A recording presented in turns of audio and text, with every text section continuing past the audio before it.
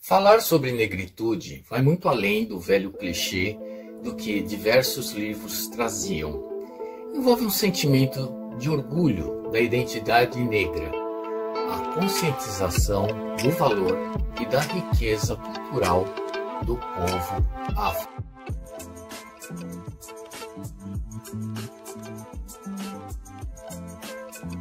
O respeito a esse conjunto de valores não para aí. Falar de direitos dos negros não é só uma obrigação de quem é negro. Se no passado os brancos privaram os negros de seus direitos, hoje também cabe ao povo branco apoiar a luta pela busca da igualdade racial. E essa luta não deve ser entendida como um ato de benevolência em razão das chagas do passado, mas de princípios morais. Por isso, a foto que você vê ilustra esta fala. Ela representa, de um modo figurado, o código de barras com o qual clamamos por amor, paz e igualdade entre os povos. Estudos mostram que a origem da espécie humana aconteceu na África. Logo, toda espécie humana tem ancestralidade africana. O hábito nômade os levou para o norte, até regiões em que a intensidade solar foi reduzida e o frio começou a interferir nas características das pessoas.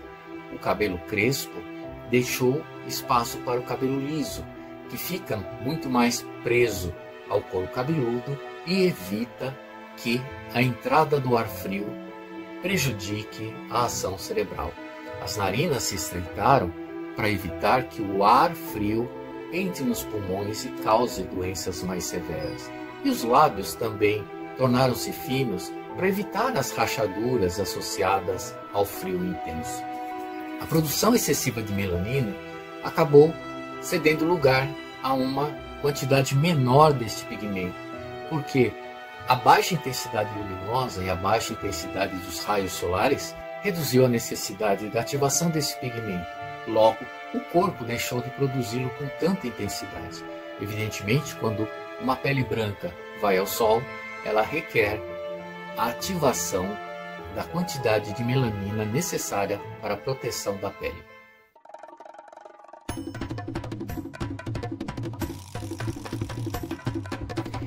Entre as civilizações mais antigas, a presença do negro é marcante no Egito Antigo. No século VII a.C., quando os faraós negros de origem núbia reunificaram e fortaleceram a civilização egípcia da época da 25ª dinastia. O primeiro foi Pir, que proveio da Núbia, atual Sudão, que tomou Tebas, tornando-se soberano de toda a extensão do rio Nilo, entre Khartum, a capital sudanesa atual, até Cairo, a capital do Egito. Nessa época, a escravização já existia, mas o racismo não se fazia presente, uma vez que a cor da pele não era prerrogativa para alguém ser cativo. Os escravizados eram principalmente pessoas capturadas em confrontos armados e endividadas ou criminosas. Como os núbios e os egípcios entravam em conflitos constantes, os núbios eram capturados e vice-versa, e acabavam sendo utilizados como escravos. Os gregos da antiguidade também conviviam com os povos negros, visto que possuíam colônias na região norte da África, em países como a Líbia e o próprio Egito. Em geral, eles chamavam os negros de núbios ou etíopes. Na mitologia grega, inclusive, personagens míticos eram negros. Andrômeda, a jovem que é salva pelo semideus Perseu, era uma princesa negra da Etiópia. Logo, o rei Cefeu e Cassiopeia, os pais dela, também eram negros. Menon, filho de Eos, Aurora e Títono, foi um brioso etíope que lutou na guerra de Troia com os seus soldados. Ele era um príncipe. E Busiris, o rei do Egito, era filho de Poseidon com Lissanassa. Ele foi muito cruel, mas foi derrotado por Hércules junto com seu séquito. Os gregos, por sinal, se não conseguiam explicar o que viam, costumavam associar o que não entendiam por meio da mitologia. O significado da palavra etíope mostra muito bem isso. Ela provém de Aitiópia, que no idioma grego significa rosto queimado, pelo mito de Faetonte, filho de Hélios, o deus Sol, e Climena, uma oceaníade, ou filha de Oceano, tomou a carruagem com a qual o deus percorria o céu durante o dia e, por não saber conduzi-la, chegou muito perto da África, quase incendiando o planeta todo. A tragédia só não foi maior porque Zeus o abateu, ainda no céu. Como consequência, o povo dessas regiões e seus descendentes ficaram com a pele negra e a Líbia virou um deserto. A relação do Império Romano com os negros começou com o comércio marítimo entre a Europa e a África. Os romanos também chamavam os negros de etíopes, e durante a consolidação do Império, a parte norte da África foi incorporada. Todavia, diferente do que se costuma acreditar, nem todos esses cidadãos romanos eram escravizados. Havia negros no exército e em diferentes camadas sociais do Império, inclusive habitando a Grã-Bretanha romana. Um exemplo foi Lúcio Quieto, um oficial militar negro que, por seus préstimos, ganhou cidadania romana para si e seus descendentes e tornou-se até senador. Após a queda do Império Romano, a Europa deu início à Idade Média, com o crescimento do cristianismo. Assim sendo, a Igreja passou a interferir no processo e a proibir a venda de escravizados cristãos, mas permitia a captura e o encarceramento dos sarracenos, os muçulmanos e pagãos vindos da África, posteriormente designados como mouros. A bula papal Dum Diversas, publicada em 18 de julho de 1452 pelo Papa Nicolau V, foi dirigida ao rei Afonso V de Portugal e dava permissão de capturar e subjugar os sarracenos pagãos. Era uma época em que as guerras entre cristãos e sarracenos eram intensas e a captura dos inimigos acontecia de ambos os lados, assim como a escravidão.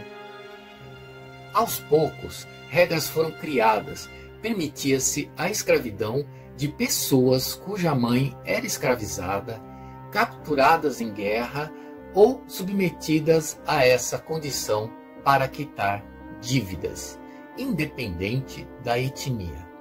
Entretanto, na Europa, a Igreja passou cada vez mais a vetar a condição escrava. Todavia, fora do velho continente, a prática se alastrou, em especial nas colônias americanas, como no Brasil.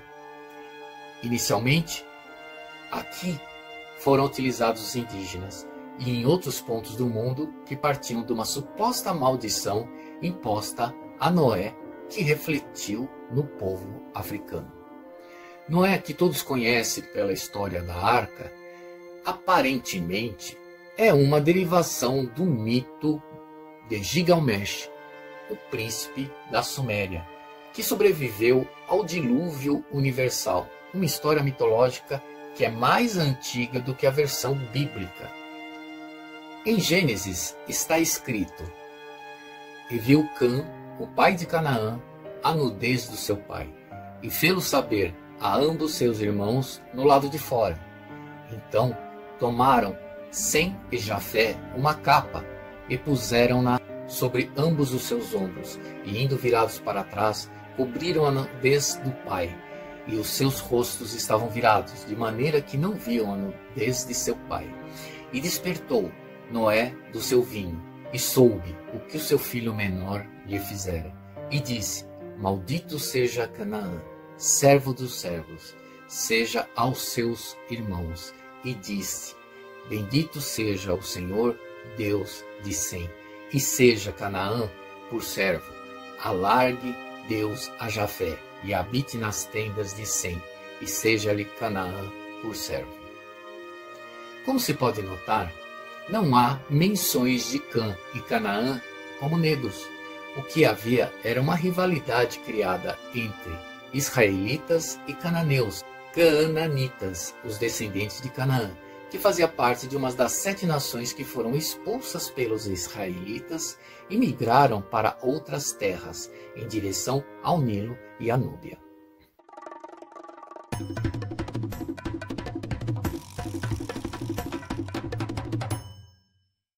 Foi aí que os europeus tomaram esse episódio para justificar a escravidão, já que Canaã e seus descendentes, segundo a Bíblia, haviam recebido a maldição, ganhou força entre cristãos protestantes escravocratas do sul dos Estados Unidos.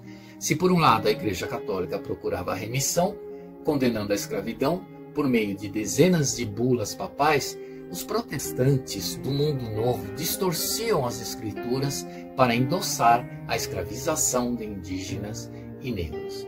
E assim criou-se o racismo, amparado em estereótipos de inferioridade racial usados para justificar o tráfico que portugueses, espanhóis, franceses, ingleses, holandeses, suecos e venezianos praticavam legalmente ou não. E quanto aos impiedosos castigos, bem, eles também eram apoiados em versículos bíblicos. Observe, emprega o escravo em trabalhos como lhe convém, e se não obedecer, prende-o ao grilhão. Mas não sejas muito exigente com as pessoas e não faças nada de injusto. Tens um só escravo, que ele seja como tu mesmo, pois o adquiriste com sangue. Tens um só escravo, trata-o como a um irmão, pois necessitas dele como de ti mesmo. Ora, o que seria um tratamento injusto para quem supostamente era amaldiçoado?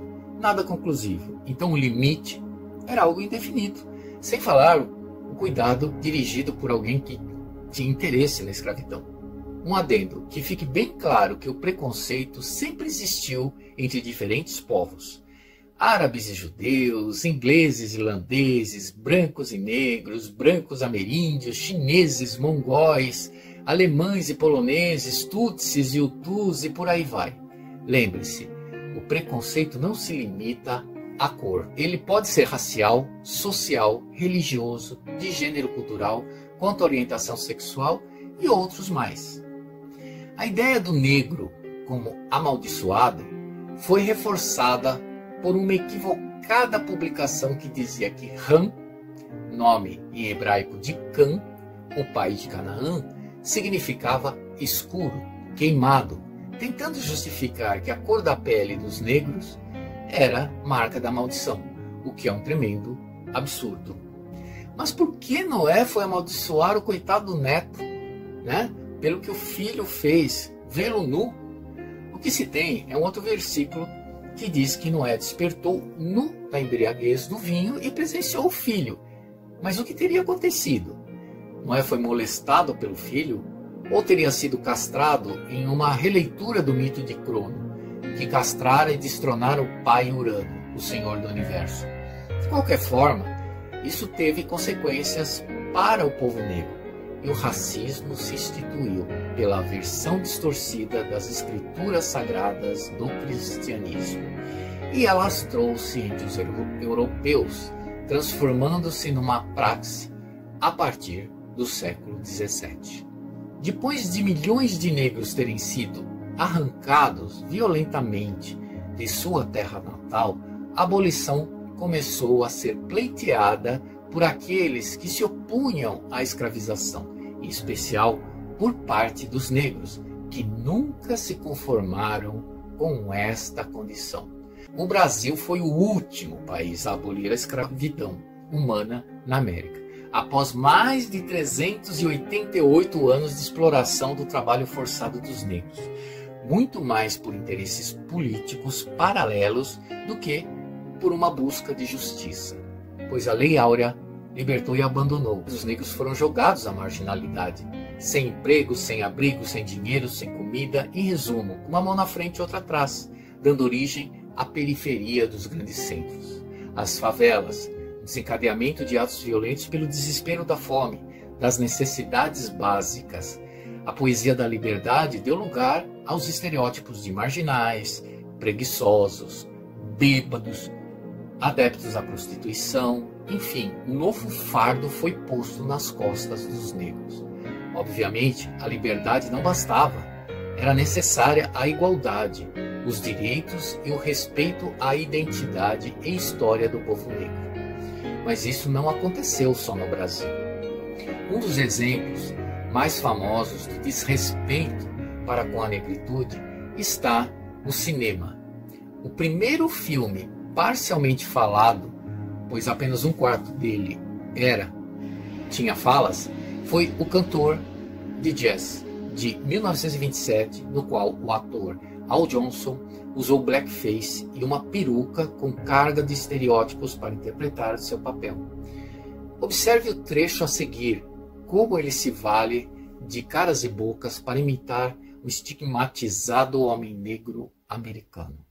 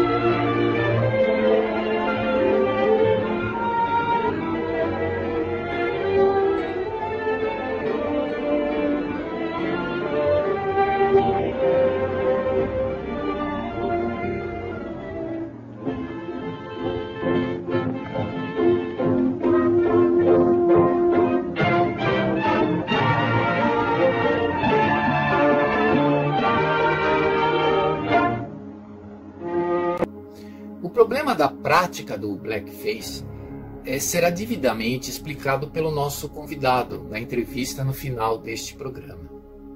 Todavia, vale o registro de que o uso dessa técnica também ocorreu por várias vezes aqui no Brasil. Um exemplo aconteceu quando, em 1969, a TV Globo pôs no ar a novela A Cabana do Pai Tomás, baseada no romance de Harriet Beecher Stowe, cujo protagonista foi interpretado pelo ator Sérgio Cardoso, que era branco, mas pintava as partes do corpo visíveis com carvão de cortiça, usava uma peruca feita de palha de aço e cabelos humanos, além de colocar rolhas no nariz para alargá-los.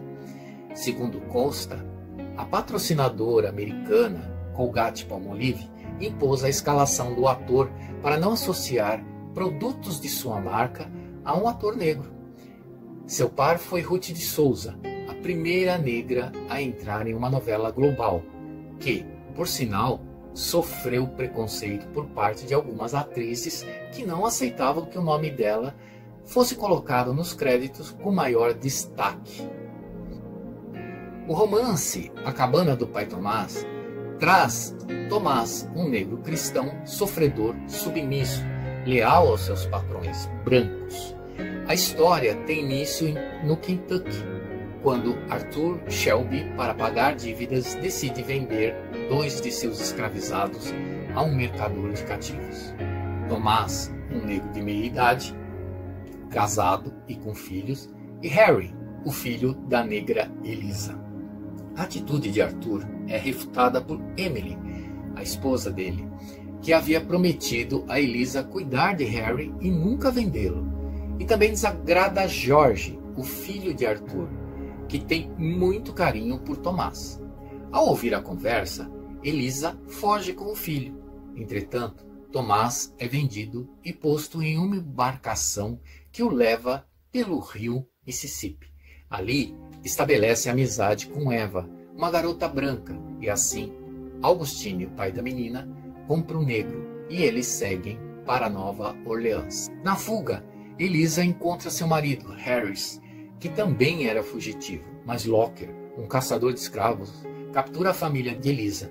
Todavia, Harris atira no algoz, que fica seriamente ferido. Elisa e o marido, benevolentes, levam a vítima até uma colônia de religiosos em busca de cuidados médicos. Já em Nova Orleans, Augustine recebe a visita de sua prima Ofélia, que é contra a escravatura, porém preconceituosa com os negros. Embora conteste a escravidão, Augustine também tem seus escravos, mas quer que a prima mude sua visão. Assim, ele compra Topsy, uma inquieta criança negra, e pede a Ofélia para educá-la.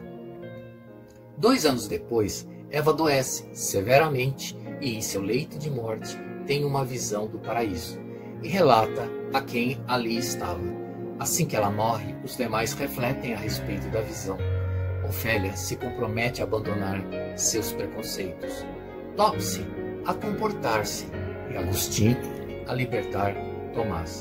Porém, Augustine é assassinado e a viúva vende Tomás a um sórdido fazendeiro chamado Simon Legree, que o leva para Louisiana.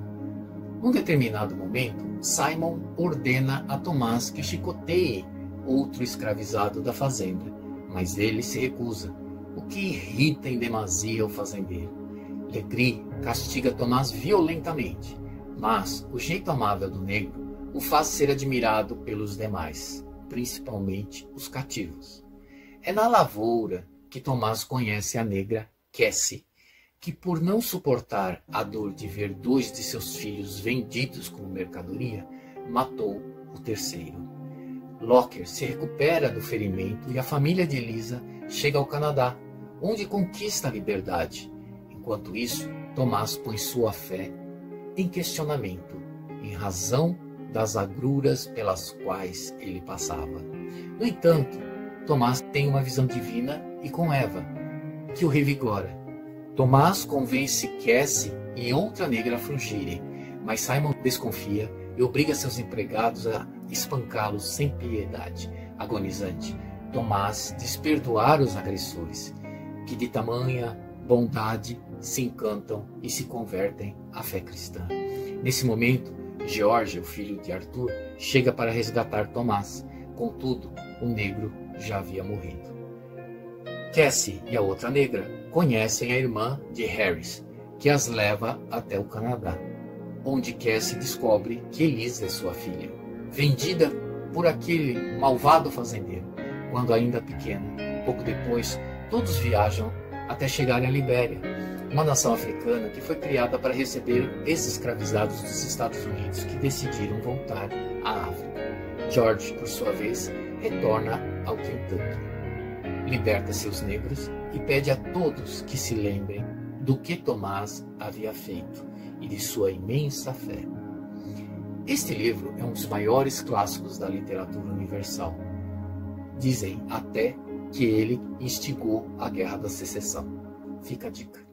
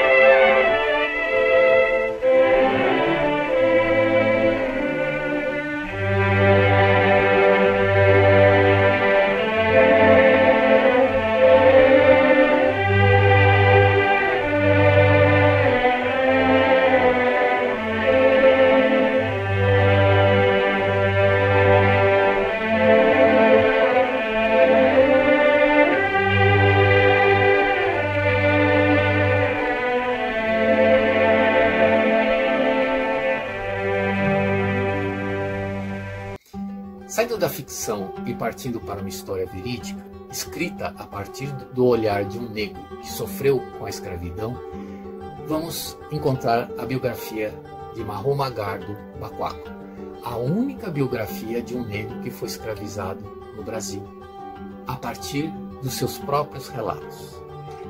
Mahoma Gardo Bakwaku nasceu em uma família muçulmana no final dos anos 1820, no reino de Bergou, atual Borgou, no Benin. Quando jovem, foi escravizado na África Ocidental. Dias depois, traficado para o Brasil, na década de 1840. Como escravo, trabalhou numa embarcação comercial, escapando em 1847, liberto por abolicionista na cidade de Nova York. Depois, seguiu para o Haiti. Ali permaneceu sob os cuidados de um casal de missionários batistas, retornando aos Estados Unidos em 1849. Logo, transferiu-se para o Canadá, onde trabalhou com o editor Samuel Moore, responsável pela publicação de seu livro de memórias. É uma excelente dica de leitura. Mas para falar sobre negritude com muito mais propriedade e sobre o cinema como veículo cultural de combate ao racismo, entrevistaremos o meu amigo, o ator e ativista Sidney Santiago Kwanza, premiadíssimo. O próprio cinema protagonizou episódios de racismo pela história, como sofrido por Hattie McDaniel, que interpretou Mami, uma mulher negra que servia a mimada Scarlett O'Hara em E o Vento Levou. Hattie ganhou o Oscar por sua atuação, mas foi privada de sentar-se à mesa do elenco no lançamento do filme. Por ser negra, recebeu míseros $700 pelo seu trabalho. Hattie morreu na miséria, injustiçada, mas desde há muito tempo outros autores negros e atores lutaram pelo seu espaço na sétima arte. Você, como ator negro e ativista, como encara essa luta centenária dos atores negros na dramaturgia? Há diferenças entre a discriminação sofrida pelos atores negros, americanos e os brasileiros? Nesses quase 100 anos da indústria do audiovisual, pensando nos Estados Unidos como o maior expoente de cinema no mundo, embora hoje Nollywood e Bollywood também produzam muito mais estabelecido enquanto indústria, e uma indústria que é extremamente imperialista no mundo, é os Estados Unidos, né? São os Estados Unidos. Mas acho que tem distinções e tem proximidades. Primeiro que eu acho que a base é a mesma. O racismo que estruturou a indústria do entretenimento nos Estados Unidos é o mesmo racismo que estruturou a indústria, ou o que nós podemos chamar de tentativas de uma indústria audiovisual no Brasil, pautadas nos estereótipos raciais, na subalternização da imagem do negro, na escassez de projetos que pudessem olhar de forma verdadeira para as diversidades, né? Então, nesse caso, eu acho que o audiovisual no Brasil ele é muito perverso. Se nós formos pensar que a população negra nos Estados Unidos ela é em torno de 15 a 18%, e nós entendermos que eles avançaram muito dentro da indústria do audiovisual e pensarmos que no Brasil nós temos 56% da população autodeclaradas negros e mestiços, e nós entendemos o que foi feito da indústria do audiovisual, da teledramaturgia brasileira, né? Porque a teledramaturgia brasileira é o nosso carro-chefe, se nós pensarmos na cultura e também no entretenimento. É um carro-chefe brasileiro, as telenovelas brasileiras. E se nós fizermos uma análise de como o negro esteve habitando nessas 5 décadas, a gente vai entender que o audiovisual brasileiro sempre foi uma ferramenta de destituir a imagem do outro. E aí, quando nós pegamos a história do cinema nos Estados Unidos, também o cinema esteve a serviço de destituir a imagem do outro, ou seja, o cinema foi uma ferramenta muito utilizada para a permanência e para a expansão do racismo nessas sociedades que são distintas, mas que acho que carregam consigo, ainda nos dias de hoje, essa tarefa de pensar um audiovisual mais inclusivo, mais diverso e que de fato possa ser uma ferramenta não de destituição, mas de inclusão de outras identidades que foram historicamente marginalizadas. O blackface, técnica na qual atores brancos pintavam o rosto com carvão de cortiça de forma caricata, foi muito comum na dramaturgia. O ator lituano Al Johnson fez muito sucesso no cinema americano no filme O Cantor de Jazz, valendo-se do blackface. Hoje, a prática do blackface é altamente condenada, principalmente pela comunidade negra. Comente a respeito dessa postura. essa segunda pergunta, ela versa um pouco sobre esse universo do blackface. Antes de mais nada, o blackface é uma prática cultural que é encontrada em diversas situações, em diversos países, em diversas culturas, porque ela é justamente produzida nesse período entre o pós-escravidão e algumas independências.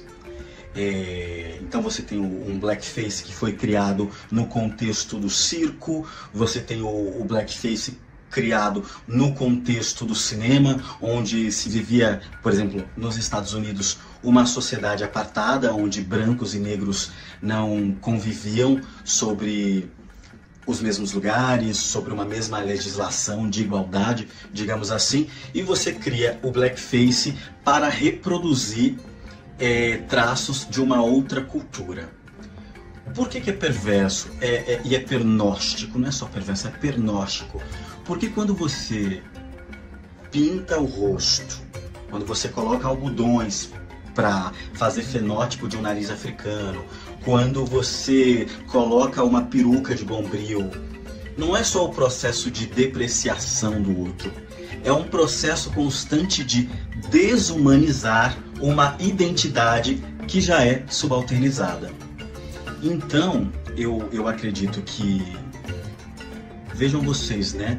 Somente na primeira década do século XXI, nós conseguimos tornar, no Brasil, o blackface uma cultura condenável, porque ela era uma prática cultural de muitos grupos urbanos, mas que se utilizavam de temáticas rurais, por exemplo, mas tem algo muito cruel que é esse ser o outro, que se confunde com a figura do ator, né? Porque o ator é aquele que empresta o corpo para viver outras figuras. No entanto, no século XXI, o papel do ator muda. O ator não pode fazer tudo. Se o ator não pode fazer tudo, a representação também muda. Então ele é criado nesse contexto de escravidão, pós-escravidão, para contar sobre o outro. E aí quando nós chegamos nessa questão do blackface, por que conta sobre o outro? Porque ele não é capaz de contar uma própria história.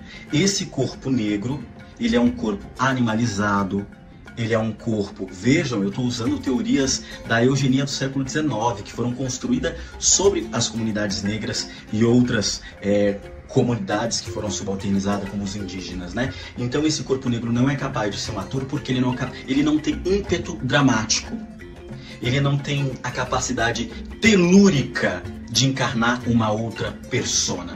Então o branco o branco é o humano, o branco está no centro do universo, o branco é capaz de dar vida ao negro. Eu me lembro de duas histórias quando eu penso em blackface. Uma, ali na final dos anos 20, início dos anos 30, o Abdias Nascimento, o senador e um dos caras mais brilhantes que construiu um projeto político no Brasil, chamado Teatro Experimental do Negro, em 1944, ele foi para o Peru e ele assistiu uma peça onde um ator branco estava brochado, pintado de negro e fazendo...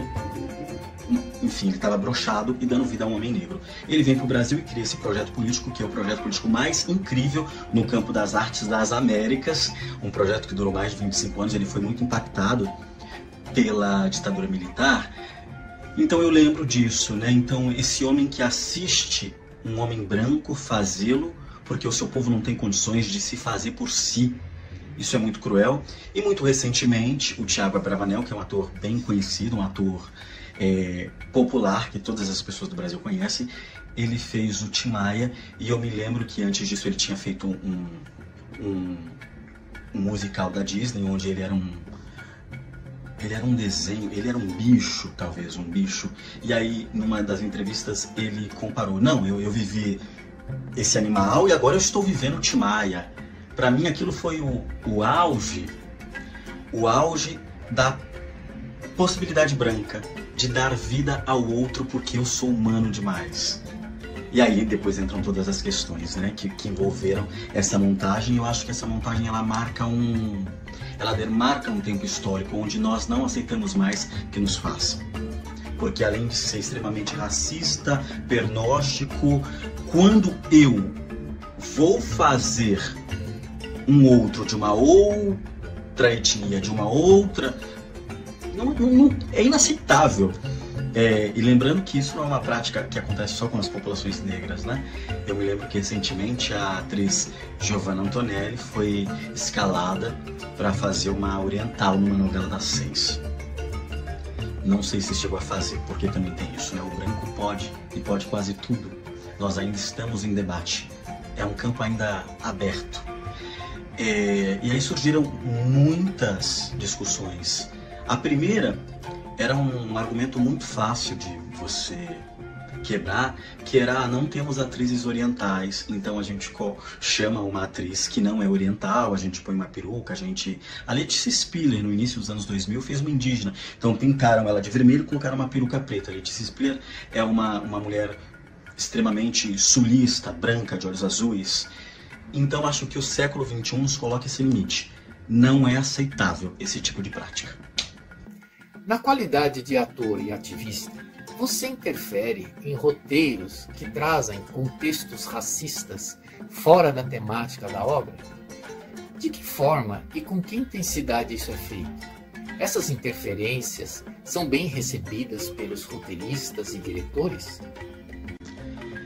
Essa questão que envolve a interferência, né, quando você é um ator e ativista, ou seja, para além de alguém que dá vida aos personagens, é uma pessoa que também tem uma atividade que pensa a sociedade a partir de questões políticas, a partir de questões sociais.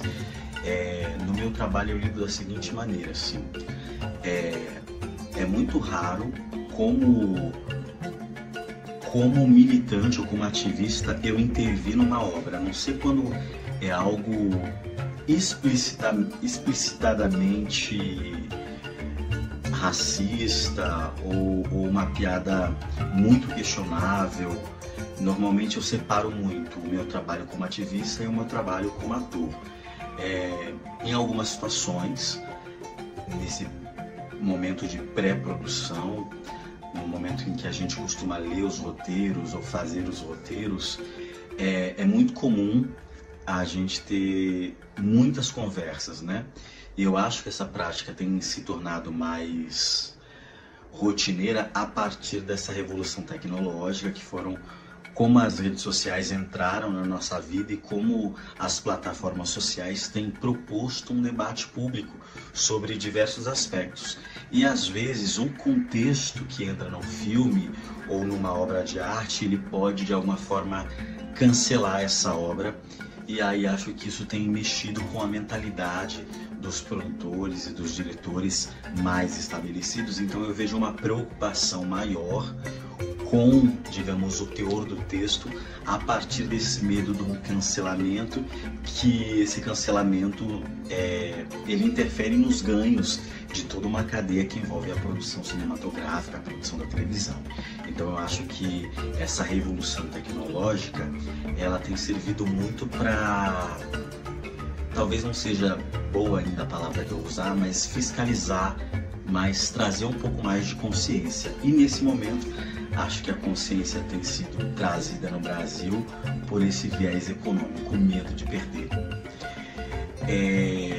Então, quando eu sou convidado para um trabalho, quando eu sou contratado para uma obra, é o meu trabalho de ator, né? Então, muitas vezes, o meu trabalho de ator ele tem que se sobrepor a essa ética do militante. Essas duas figuras não podem conviver, ou elas convivem em tempos diferentes. Pode parecer um pouco esquizofrênico, mas porque também, quando você é um ator, você precisa estar muito livre para lidar com as próprias contradições, para lidar com os limites, para lidar com os obstáculos. Porque é sobre isso também. Há alguns anos, o cinema parecia ter uma pequena cota para atores negros, em papéis muito singulares. Mas, a partir do final do século passado, esse tipo de postura foi mudando gradativamente. Na atualidade, o volume de atores e diretores negros cresceu e a produção de obras com artistas negros e sobre personagens negros aumentou bastante. Quais as razões dessas mudanças? Foi uma luta dos artistas negros ou uma ação política e social? Acho que nos últimos tempos, não só no Brasil como no mundo, nós estamos assistindo muito um processo revolucionário, que são as mulheres, né, no cinema americano, na frente das câmeras, protagonizando histórias, dirigindo essas histórias, sendo premiadas por isso. No Brasil, acho que a gente tem percebido um avanço de atores, de diretores, de roteirista. Eu diria que esse avanço é fruto das ações afirmativas no campo da educação. Então, nesses últimos 15 anos de implementação de ações afirmativas, nós estamos colhendo um pouco esses frutos, e aí a gente tem colhido também um tensionamento, que é, num país como o Brasil, é imoral, precisa ser imoral, numa obra como uma telenovela, onde você tem uma telenovela das 8, 200 personagens, era comum desses 200 personagens você ter aquela reserva de 3 personagens negros ali, e que normalmente habitavam a periferia, não só da imagem, mas a periferia da obra, né? Digamos assim. E aí, aos poucos, a gente tem tensionado. Então, nos últimos anos, temos visto um protagonismo maior de atores negros, de temáticas negras, só que esse protagonismo está muito distante ainda de ser estabelecido. Digamos que ele ainda é sazonal, e nós precisamos pensar daqui 10 anos e fazer uma reflexão. Ou seja, em 2035, sentar e conversar. O que a gente avançou? Aí a gente vai poder medir o advento das ações afirmativas e entender se foi sazonal essa participação, essa presença, ou se ela se mantém. Lembrando que são 60 anos de uma produção ininterrupta de audiovisual, onde o negro sempre foi excluído, marginalizado, subalternizado através desses estereótipos raciais, que são sempre depreciativos. E acho que nessa metade da última década a gente vem pleiteando outras imagens. Então acho que ainda é cedo para dizer que tivemos grandes avanços nesse campo. O cinema tornou-se um lugar de fala para o negro. Várias obras internacionais e nacionais têm conquistado espaço e público. Como, por exemplo, temos os filmes Pantera Negra, A Mulher Rei e Medida Provisória. Esse fenômeno se assemelha ao sucesso de A Turma do Gueto, série do início deste século, da qual você participou, interpretando o personagem problemático Xarope. Essas conquistas são fruto de um bom trabalho da mídia ou da busca da população negra por protagonismo nas histórias? Por que isso é importante para o ativismo que você exerce? Essa pergunta 5 é sobre esses últimos sucessos, numa escala mundial, podemos dizer assim. Pantera Negra, um blockbuster americano, e também foi citado Mulher Rei, um último sucesso protagonizado e produzido também pela Viola Davis. Isso é um nicho de mercado ou é uma necessidade da população negra de se ver retratada e com isso se torna um sucesso? Eu acho que são as duas coisas. Eu acho que com o advento das redes sociais nós percebemos o capitalismo se apropriando de muitas demandas que são demandas comunitárias e demandas represadas. E acho que também, se a gente pega particularmente o Brasil, as ações afirmativas e os últimos 20 anos fizeram, em pequena escala, fizeram com que houvesse uma pequena mobilidade de uma faixa ainda muito inexpressiva da população negra. E aí essa faixa que foi mobilizada, ela tem o desejo de se ver representado de formas distintas. E uma dessas formas é ver um cinema e um audiovisual falando das suas questões, das suas particularidades, das suas subjetividades. Então, eu acredito que esses dois grandes sucessos, sobretudo Pantera Negra, eles chegam nesse momento, que é um momento de uma ruptura social, onde a sociedade passa a discutir mais abertamente os impactos do racismo no mundo, de como o racismo se estrutura e se desenvolve em várias sociedades que são extintas, mas que mesmo assim ele é permanente, ele é supremo. E acho também que um poder de compra, mesmo que minoritário dessa população, faz com que o mercado entenda que ali tem um nicho e aí passe a investir nesse nicho. E também teve uma mobilidade de artistas negros que começaram a pleitear publicamente as verbas da cultura, né? No Brasil, até 2008, de toda a verba que era destinada para a cultura, mais de 89% era destinada a mãos de produtores brancos, sobretudo do Sudeste brasileiro. Isso é imoral, porque, primeiro, que quem tinha acesso às verbas da cultura escrevia, né, tinha pena, tinha o poder de escrever as histórias de todo um país que é extremamente complexo e diverso. E aí, ali em 2009, eu vi no Brasil um movimento chamado Acobem, levado a público pelo Hilton Cobra, ex-presidente da Fundação Palmares, um ator, um ativista do Rio de Janeiro que tem uma companhia chamada Cia dos Comuns. E pela primeira vez no Brasil houve um debate público sobre verbas na cultura. E sobre esse absurdo que era, primeiro, que o Sudeste recebia e recebe majoritariamente as verbas para falar sobre o Brasil. E aí, dentro desse absurdo, você tinha majoritariamente homens brancos escrevendo as nossas histórias. E aí existe publicamente esse tensionamento, né? E aí, com esse tensionamento, surgiram outros atores sociais. Surgiram mulheres trans, surgiram homens trans, surgiram escritores, roteiristas indígenas. E aí acho que a gente está nesse momento que é debatendo e ampliando as vozes que falam sobre o Brasil. Aproveitando a oportunidade, fale um pouco a respeito de seus novos trabalhos e projetos. Conta aí pra gente, Ciro. Muito obrigado pela possibilidade de me comunicar com vocês. Eu gostaria de dizer dos meus próximos trabalhos.